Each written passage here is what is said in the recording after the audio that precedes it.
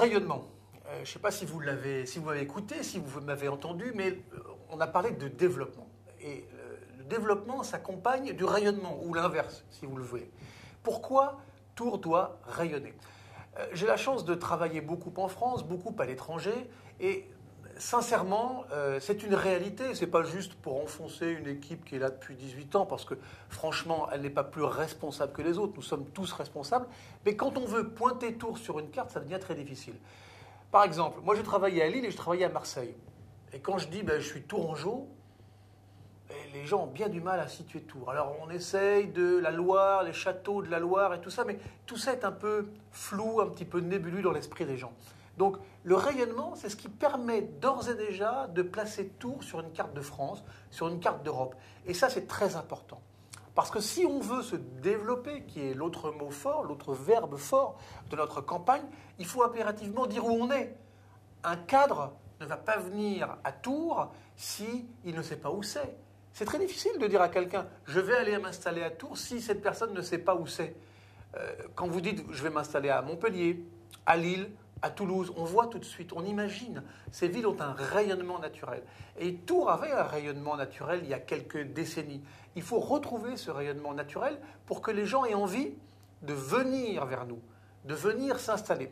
Je vais vous donner deux exemples des conséquences de cette absence de rayonnement et donc de développement. J'ai croisé l'autre fois un jeune couple trentenaire.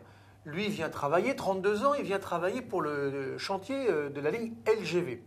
Et cette ligne LGV, sa femme vient avec lui, elle était chargée de web marketing à Paris. Elle arrive, elle est toute contente, il y a moins de pollution à Tours, la vie est plus douce, plus tranquille. Et puis elle cherche un travail. On se dit, je vais travailler moi aussi. Et là, malheureusement, pas de travail. Pas de travail parce que dans son secteur, on ne peut pas travailler à Tours. Il faut prendre le TGV. Alors le TGV, c'est bien, je le prends moi aussi, souvent, quasiment tous les jours, mais ça n'assure pas le rayonnement de la ville. Il faut impérativement qu'il y ait une envie de venir à Tours, il faut que Tours soit connu. Alors, comment ? Cette nouvelle équipe avec Serge Bavary le décidera. Est-ce que c'est faire un grand festival? Est-ce que c'est exploiter, comme les gens l'ont fait mieux que nous à Orléans, la Loire? Est-ce que c'est mieux exploiter, comme l'ont fait mieux que nous les Blésois, les châteaux de la Loire? Est-ce que c'est par le sport professionnel? Tours, jadis, dans les années 80, c'était il n'y a pas si longtemps. Ça commence à compter, mais pas si longtemps, était connu pour ses équipes de sport professionnel. Regardez, tout le monde s'est placé au cerf sur une carte de France grâce au football. Alors, il n'y a pas que le football, il y a le volley, il y a le basket, etc. Mais je pense qu'il faut soutenir une activité extérieure importante pour que Tours rayonne. Et si Tours rayonne, on arrivera à se développer. Et je vous invite à regarder le petit clip enregistré sur le développement. On arrivera à se développer et à faire que notre ville soit encore plus belle.